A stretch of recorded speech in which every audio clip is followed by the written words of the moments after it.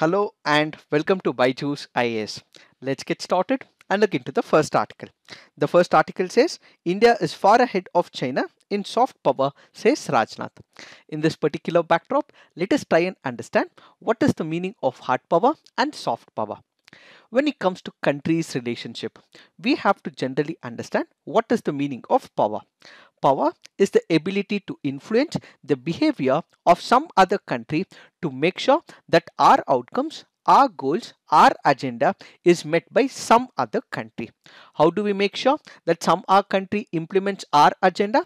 That is through two important policies. One is what is called as the hard power approach. The other is what is called as the soft power approach. So what is this hard power approach? According to political scientist Joseph Nye, he goes on to say it is the ability of a particular country to use what is called as the carrot and stick policy. So what is this carrot and stick policy? Basically, carrots is about inducement. Let's say for example, there is a country which happens to induce another country to follow certain goals and agenda which a particular country wants. Let's say if United States of America wants China to implement certain things, or United States of America wants Saudi Arabia to implement certain things, what does it do? It goes on to reduce certain tariffs.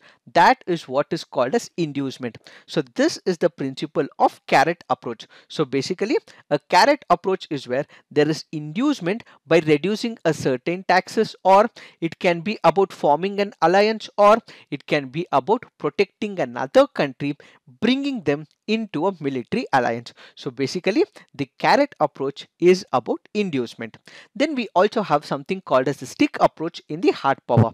What is the stick approach? Let me give you an example. Let's say for example you are implementing certain coercive diplomacy, or you are implementing, let's say, economic sanctions, or the country is directly entering into a military confrontation. That is what is called as the stick policy or stick policy. Let us take some of the examples. When it comes to the economic sanctions, we have the United States of America, which had recently imposed economic sanctions both on Iran and on Venezuela.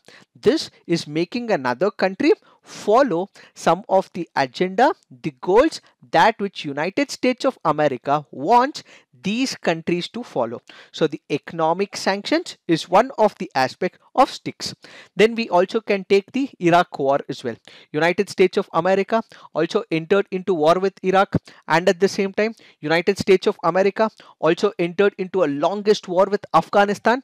This is a military intervention in another country to make sure that another country listens to what United States of America speaks about.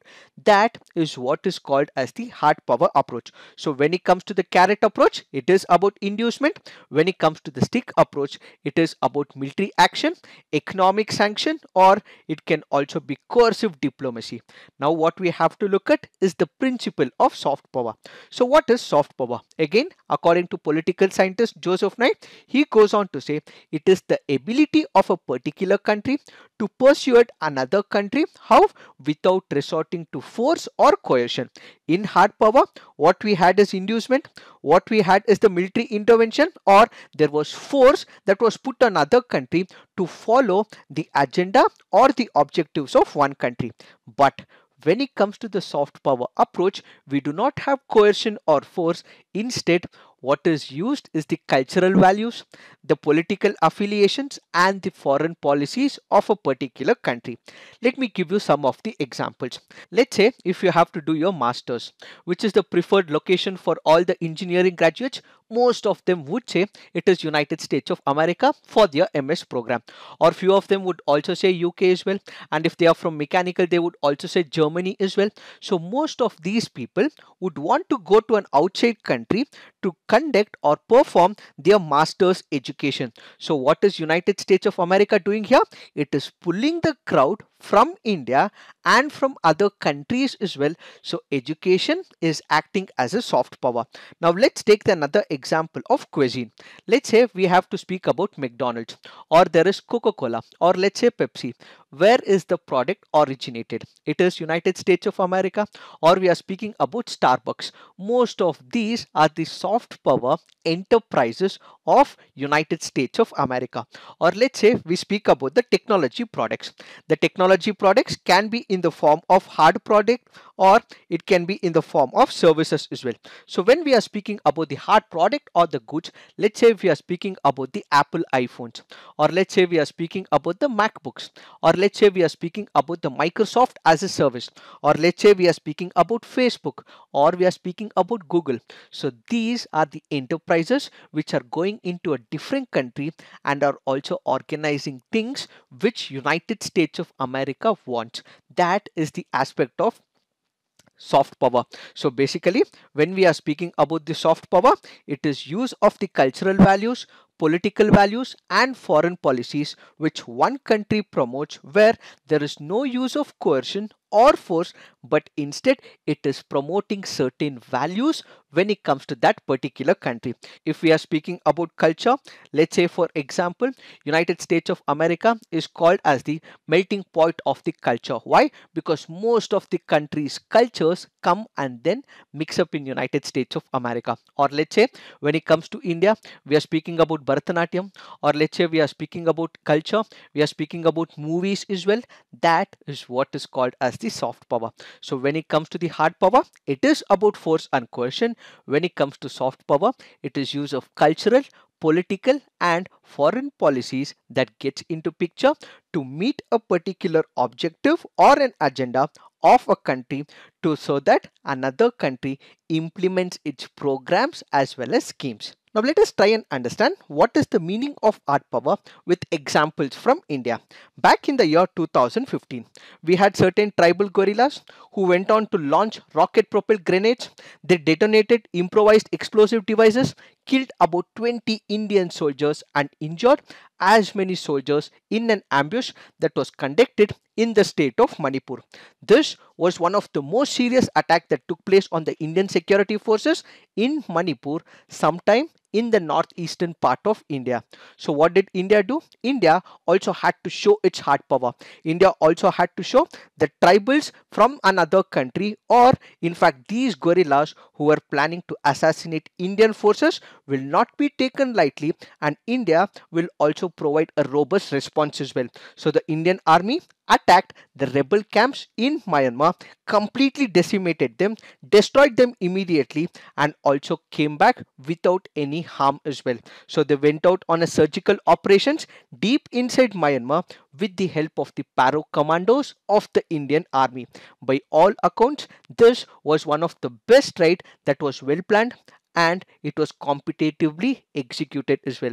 It was also a picture where all the major supporting groups came to picture. We have the Indian External Agency, we also have the intelligence agencies, we have the armed forces and the Ministry of External Affairs, who worked as an organic unit, made sure that this particular action plan goes out and is executed, and the rebels from Myanmar do not take India lightly. But when this particular insurgent group was completely decimated, there were few political opposition parties which went against this move. Why? Because the Indian government back in the year 2015 had publicized this entire process. They made a publication that this was a much required operation conducted against the insurgents from the neighboring country. But opposition political parties were not happy with it. They said that this publication by the government of India back in the year 2015 was immature and unnecessary. But an alternative argument to this particular parameter is that it is very necessary. Why is it necessary? Because India is projecting its hard power. India is clearly showing that in case there is a state actor or it is a non-state actor who is trying to hit on its armed forces, India will not hold back and will hit back on those particular insurgent groups, whether it is state or the non-state actors. So what did we do? India said that we have every right capability to hit back at the insurgents, and that is how India is strengthening its deterrence position in the world. Now let's take the example of United States of America. United States of America goes to Afghanistan, it kills Osama bin Laden, or it goes to another country, conducts its operations, and it shows to the entire world that it is conducting its hard power operations. So what is it doing? So the entire world knows the military capabilities of United States of America. So compare this to India as well. There are forces in close by to India. We have Pakistan on the western side, we have China on the eastern side, then there are insurgents on the northeastern border. If these insurgents are trying to enter India, India can hit them back properly and will have a robust response. So this is acting as a deterrence theory. So what is this deterrence theory all about? It is about making sure that the state and the non-state actors do not take India lightly, and that is the importance of the hard power. One such similar example, as we all know, is the surgical strike in Pakistan as well. That happens to be one of the other important exercise that India had taken when it comes to execution of the hard power. Now what we have to focus is on the soft power. So what are the soft powers that India boasts of? When it comes to India, India has a variety of soft power resources. Let's take for example, we have yoga, we have movies, we have television shops, the serials that we all watch at home. These serials are being propagated in Pakistan, and there are women who are so happy, they get so engrossed with the serials that are being played even in Afghanistan as well. Then we have the classical and popular dance and music. Then we have the principle of non-violence in our foreign policy, the democratic institutions. This democratic institutions is also spoken across the entire world as well. We boast about our plural society, and our cuisine is one of the other attraction world over. Let's take some of the examples step by step. The first one is the International Yoga Day. We have June 21st, where we represent the International Day of Yoga. This was declared in the year 2014 by the United Nations General Assembly. The minute the yoga is practiced world over, it immediately reflects a thought that this is about India.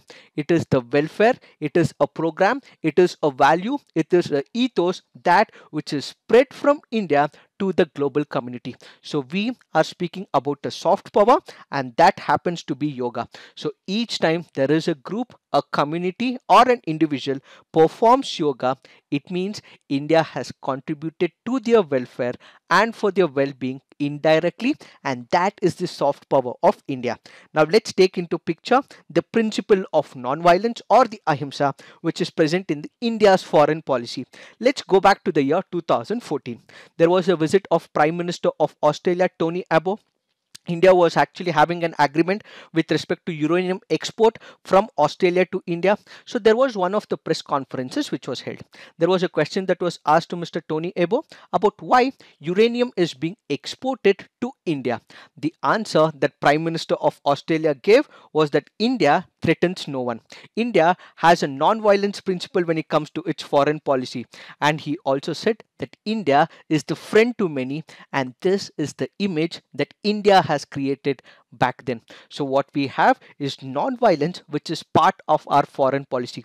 We do not go on capture land. We do not wake up from our sleep and say that this was our historical land. We do not say that this was part of our history, and we do not push another country and suffocate them. And that has been the policy of India. So non-violence, pluralistic democracy, tolerance is how the global community sees India as. Then we also have to speak about films and our movie industry as well. Whenever we speak about movies, whenever we speak about songs, we are as famous as Hollywood. It is not only about Bollywood, we also have different genres in India as well. We have the Tamil industry, we have the Bengali industry, we have the Kannada industry, and we also have the Telugu, Malayalam, and every proper industry as well. So when you are speaking about the Tamil industry, they have their audience base in Sri Lanka, Malaysia, Singapore, and Fiji. When you're speaking about the Bengali movies, they are hugely popular in the country of Bangladesh. If you are speaking about Punjabi movies, they have huge audience across the border in Pakistan as well. In fact, when you take Dangal as one of the movies which was starring Amir Khan, this had the highest crossover in China as well. So when this particular movie was played in China, this had aspects of women empowerment empowerment, a statement against female infanticide. This is when the Chinese audience were also able to accept the movie, and they also wanted their own government to promote movies on the basis of social themes as well. So films are also an aspect of the soft power. With this, what we have to understand is what are the advantages of soft power. When it comes to soft power, what we actually see is that they are less expensive. Let's say if you have to go on a military intervention, or let's say for example you have to induce someone by use of carrot policy. In all these cases, you are putting in a lot of money, you are providing them the monetary benefits as well. But when it comes to the soft power, it is less expensive than the hard power. So that becomes one of the major advantage of the soft power. When it comes to the soft power, it also has a long term change. When it comes to the hard power, yes, we might have countries which might accept it, but these are temporary in nature. But when it comes to the soft power, they are long term as well. So these can also be the disadvantages of the hard power or the advantages of the soft power. And most of these soft power changes are voluntary action, and these are not infused, induced, or even coerced by military action. Let's take example of one of the incidences that happened in Europe.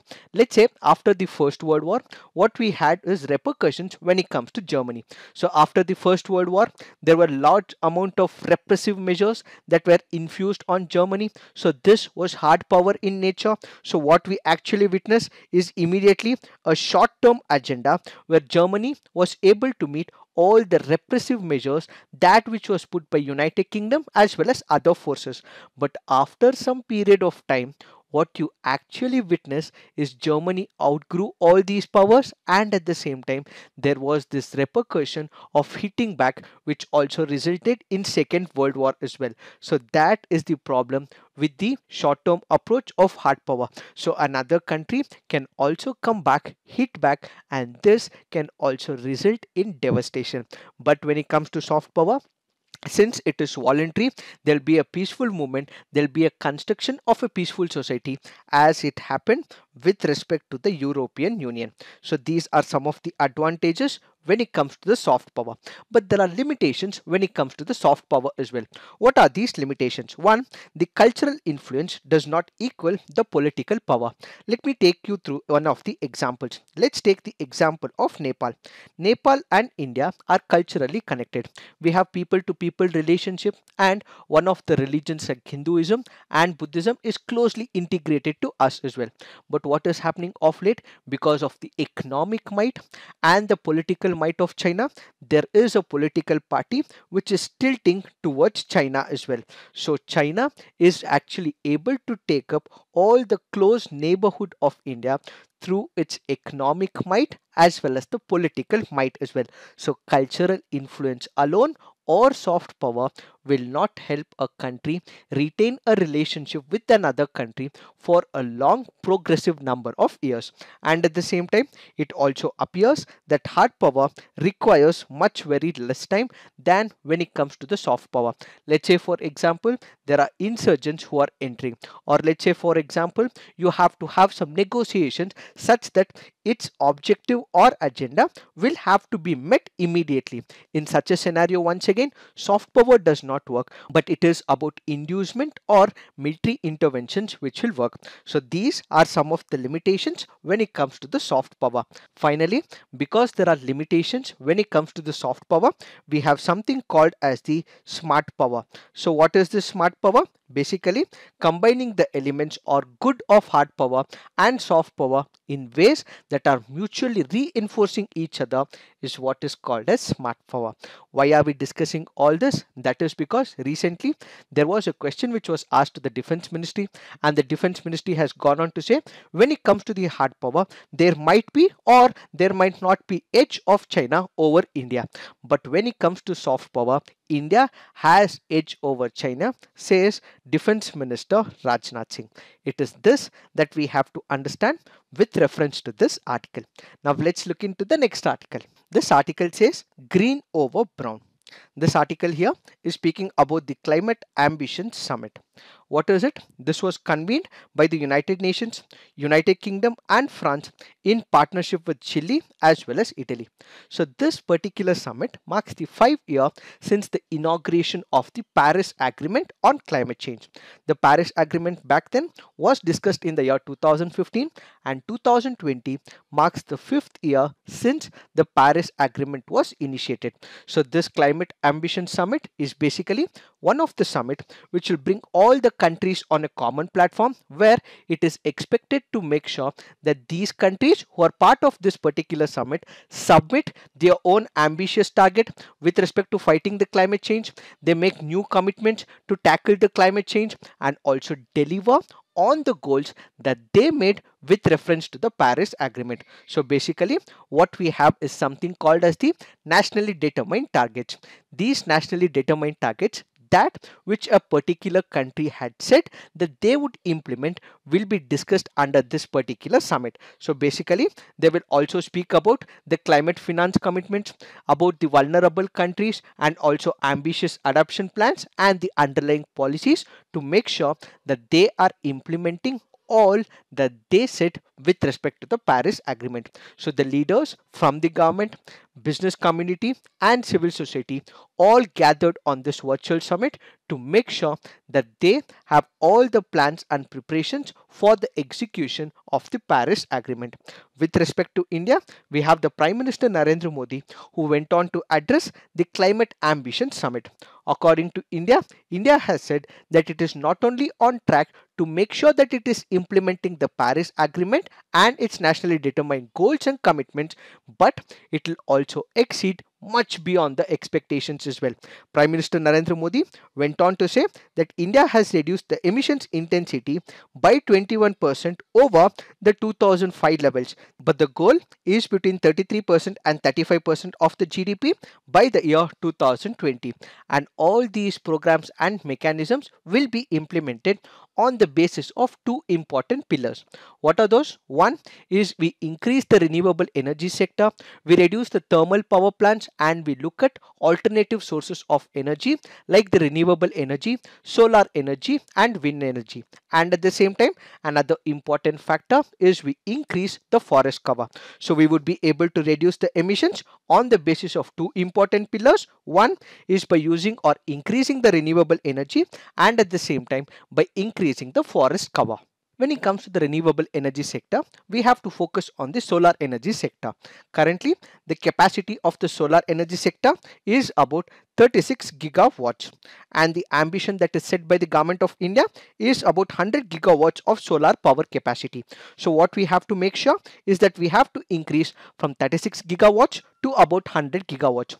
So what is the requirement? The requirement is to promote the rooftop solar installations. But when it comes to this particular agenda, there has been less progress that which has been made by the state government. So the state governments have no enthusiasm, or even if they have, there is very little encouragement when it comes to the execution of this particular roof solar top installations. That has been the major concern when it comes to the solar sector.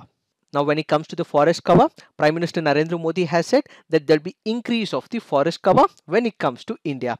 But the problem with respect to forest cover is that all the statistics, the afforestation data given by the state government, that we are not able to verify it, since whether there is an increase or decrease is based only on the data and statistics. But the afforestation data plan given by the state government is still not verifiable. However, when it comes to the forest data, all the benefits that this will provide is in terms of reduction as the carbon sink. It will also make sure that there is protection of the biodiversity influencing the climate system, and it will also make sure that there are resources that which is accommodated to the communities living in the forest areas. But the problem with forest cover right now is that its statistics and data given by the state governments are not verifiable.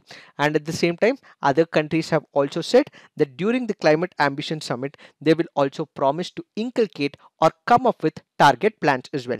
When it comes to United Kingdom, it has pledged to double its climate finance contribution to $15.5 billion over the next 5 years. Then we have China's commitment to lower its carbon dioxide emissions per unit of GDP by over 65% from 2005 level by the year 2030. We have the European Union, which has also made commitment to reduce greenhouse gas emissions by at least 55% from 1990 levels by the year 2030. Then we also have the European Investment Bank, which also announced a goal of 50% of the investment going forward to climate and environmental sectors by the year 2025. It is this that we have to understand with reference to this article. Now let's look into the next article. This article here is speaking about the big tech companies and how they have been dominating the markets in the global arena.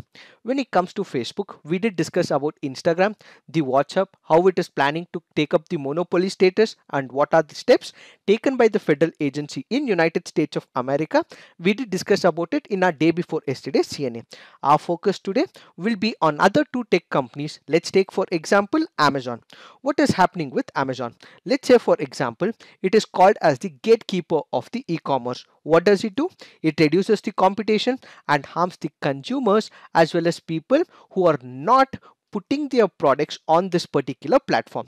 Let's say for example, Amazon has huge amount of money in its kitty. So what does it do? It decimates the brick and the mortar stores. It makes sure that it is collecting all the data of a particular customer, and this also pushes a product to the customer such that his data and privacy is also compromised. So Amazon, being too big and it has a huge market dominance, has become impossible for other companies to dominate over Amazon. And apart from this, when it comes to Apple, Apple also favors its own applications. It also puts rivals at the disadvantage as well. And when it comes to Apple and Google, they are in a buying spree as well. Whenever they see there is a competition that is popping up against the hegemony of these companies, they immediately buy that particular company rather than competing with them. We did discuss the same about Facebook as well. Instagram and WhatsApp could have become the competitors of Facebook, but since they saw that they cannot compete with Instagram, they immediately grab an opportunity to buy that specific company. Same is with Apple as well as Google as well. When it comes to Google, it at least buy one firm a month, and when it comes to Apple, it buys 2 to 3 firms every single month, says statistics according to this article. So what would be the impact? When it comes to the impact, the consumers or the customers who have been availing their services will have limited opportunities. Since they have limited opportunities, they would not have multiple options as well. This ultimately means that they have to go buy that particular service only from big tech companies like Amazon, Google, Apple, or in fact Facebook as well. And as a result, what will happen? The consumer base will also start increasing only with respect to that big tech companies. So what will happen? We are giving away our data, and this particular data, when it is given, can be violating, and this will ultimately violate the right to privacy as well. Initially, when Facebook had come, initially when there was Google as well, all these people used to respect the right to privacy. With eventuality, when there is no competition, what they also take up our data, manipulate our data, because data is the new fuel for Facebook as well as Google. So what do? They target our inboxes with what is called as the advertisements, with which we are tempted to buy a particular product as well. They also understand what is our political inclinations, and they also play a political role as well. Such is the devastation that they cause when it comes to the consumers. Now when it comes to India, let's look at some of the statistics. More than 400 million of WhatsApps, estimated 2 billion users are in India. Amazon has around 1/3 of the share of online retail in India, neck to neck with Flipkart, that which was recently acquired by Walmart. Then we have India as the Facebook's largest single market with around 270 million accounts. Google completely dominates the search engine space in India, and most smartphones in India are also Android based, since they are dominating in India. What this article suggests is for the Competition Commission of India and elsewhere in their own countries for more regulation as well. When it comes to countries in Europe as well as in United States of America, they are also planning to break companies as well. One such suggestion was given by the federal agency in United States of America. Back in the 1980s, we have AT&T, which had also gone too huge when it comes to its market. So what was decided by the federal agency back then? They had to break this AT&T and split this particular organization. Similarly, they are also planning a proposal with respect to Facebook as well. So what is the split? The split will be Facebook as an independent organization, then we will also have an Instagram as an independent organization or an application, and WhatsApp as an independent application as well. So this is a suggestion given by the federal agency, so they do not have all the hold in the market and there is diversification and more options given to the customers as well. This is one of the proposals given by the federal agency and also in European countries as well. Also remember, when it comes to companies like Facebook or Google, they have the cozy relationship with political parties in India as well. So what we require is more regulations, more laws to control the dominance of the big tech firms. And at the same time, India does not have a privacy law. So when it is coming up with a privacy law, they have to make sure all these aspects of data collection is taken into picture when a law is being drafted, says this article. It is this that we have to understand with reference to this article. But for the rest of the analysis, you can look into our day before yesterday CNA about Facebook and its impact. Now let's look into the next article. This article says India needs to rethink its nutrition agenda, which is speaking about the National Family Health Survey, the malnutrition that is prevalent in India, the measures taken by the government, and all about this particular National Family Health Survey has been discussed on 10th of December. So kindly look into it for the discussion.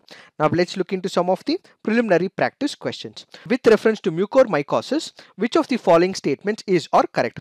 It is a genetic disorder caused by presence of all or part of a third copy of chromosome 21. It is typically associated with physical growth delays, characteristic facial features, and mild to moderate intellectual disability. Which of the statements are correct? The answer to this is none. Why?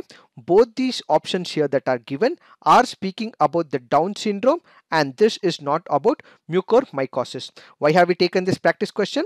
Because of the reference given under this article. So basically, when we are speaking about this particular infection, it is nothing but a fungal infection, and this usually affects those people who are already suffering from health ailments. Let's say, for example, if there are people who are already suffering from diabetes, or let's say they are suffering from heart diseases, in case they are taking medicines, then that particular person will have lower ability to fight the germs as well as sickness. That is when such fungal infection happen. So it is most commonly seen in the sinuses or the lungs after inhaling fungal spores from the air, or the skin after the fungus enters the skin through a cut, burn, or other type of skin injury. However, it can occur in nearly any part of the body as well. Now let's look into the next practice question. Which of the following are correctly matched? We have the martial art and the state that it is practicing. Gatka, Punjab; Huan Langan, Assam; Kalaripayattu, Kerala; Silambam, Tamil Nadu. The answer to this is 1 and 4. Why is the second option wrong? That is because it is not Assam, but instead it is Manipur. Why have we taken this practice question? Because of the reference given under this article. Now let's look into the next practice question. Consider the following statements with respect to COVID-20 app. It will help agencies to keep a track of COVID-19 vaccination program. It is an extension of electronic vaccine intelligence network system. Which of the above statements are correct? The answer to this is both. Why have we taken this practice question? Because of the reference given under this article. So kindly remember, this COVID application will help in tracking the enlisted beneficiaries and the COVID-19 vaccines on a real-time basis. It will send real-time data from the cold storage facilities that store that particular vaccine, and it will also provide an extension to the electronic vaccine intelligence network. Now let's look into the next practice question. The government had constituted the Akhilesh Ranjan task force it was constituted to rewrite the Income Tax Act. Why have we taken this practice question? Because of the reference given under this article. This article here is speaking about suggesting the government to bring about changes when it comes to the tax policies. When COVID-19 was hit, it was only the India super rich who were able to gain the benefits from it. Let's say, for example, the corporate houses, internet service providers, scientists engaged in the medical research, or manufacturer of masks and personal protective equipment. These were the sections which are able to reap the benefits of COVID-19. But there were people who suffered the most as well. Let's take the example of unemployment crisis, increase in the poverty levels, the migrant crisis. All these people were the major sufferers. In all these cases, ideally, it should have been the government come up with a fiscal stimulus package where the government infuses money into the market. But instead of fiscal stimulus, what we have actually seen is monetary policy changes by credit easing as well as liquidity flow. So in this article, it goes on to say what the government has to pump in is more money when it comes to the market. When you take the examples of Brazil, which has infused about 10% of the GDP, China has infused 7% of the GDP, Japan has infused about 21% of the GDP when it comes to the fiscal stimulus. But when it comes to India, it is only about 2% of the GDP that which was infused by the government of India, says this article. And at the same time, we have the taxing policies for the MNCs which are not good, says the author. Then we have the multinational companies which also evade the taxes as well. So in order to overcome all these issues, Indian digital taxation will have to follow UN model convention. They have to be in sync with the OECD, and whenever there is GST that is passed on to the consumers where rate has been reduced by the government, if there are companies that are not passing on to customers, what we require is more strict implementation of the anti-profiteering rules. As of now, anti-profiteering rules have been implemented, but what we require is the strict enforcement, says this article. And at the same time, when we are looking into the Income Tax Act, it was framed in the year 1961. It has been amended several times. India's direct tax law also needs to change with changing times. So one of the committees that was appointed, that is the Akhilesh Ranjan task force, it has made its recommendations to the government of India. So they have to make changes with respect to the Income Tax Act, says this article. It is this that we have to understand with reference to this article. Now let's look into the next practice question. Which of the following statements about Malabar tree lord is or correct? It is a species endemic to the Western Ghats. Its IUCN status is critically endangered. Which of the statements are correct? The answer to this is one only. Why have we taken this practice question? Because of the reference given under this article. So kindly remember, its IUCN status is not critically endangered, it is only endangered. Now let's look into the next practice question. Which of the following countries has its borders with Red Sea? Egypt, South Sudan, Ethiopia, Sudan and Eritrea. The answer to this is 1, 4 and 5. Why have we taken this practice question? Because of the reference given under this article. So kindly remember, we have a mnemonic to remember all those countries in and around Red Sea, and that is nothing but yes days. This can be read as yes days or yesterday. So what are the countries? We have Yemen, Egypt, Sudan, Djibouti, Eritrea and Saudi Arabia. In order to understand other mnemonics, we also have a link on our Byju's website. So kindly come visit our website and understand the other mnemonics with respect to the seas as well as countries surrounding these seas. When it comes to this particular issue, we have the United States of America, which has removed Sudan from the state sponsor of terrorism blacklist. So when we go back to the background, Sudan was designated as the state sponsor of terrorism back in the year 1993. Why was it put under it? That is because it supported the Palestinian organization like Hamas, and it was also harboring Al-Qaeda leader Osama bin Laden as well. When such a designation was put on Sudan, it was not able to receive American aid or defense deals, or it was not able to get any of the lending from US dominated institutions like the World Bank or the International Monetary Fund. That was the negative impact because of this particular designation. As of now, the State Department of United States of America currently has North Korea, Iran and Syria, which are still designated as the state sponsor of terror when it comes to the global countries. What is the advantage of removing this particular designation? Once this particular designation is removed, countries would be able to cooperate with United States of America. Aspiring students from Sudan would now be able to go and study in United States of America. They would be able to get the scholarship. They can also expect foreign investment into Sudan as well, and at the same time there can be integration of the Sudanese financial system with the global network as well. In order to reap all the benefits from United States of America, it is requesting Sudan to normalize its relationship with Israel as part of Trump administration last minute push to improve relationship between Israel and Arab nations. It is this that we have to understand with reference to this article. Now let's look into the next practice question. The experiment will employ a trio of spacecraft flying in formation in the shape of equilateral triangle that has sights of 1 million kilometer long with lasers shining between the craft. The experiment in question refers to the evolved LISA. Now let's look into the main practice question.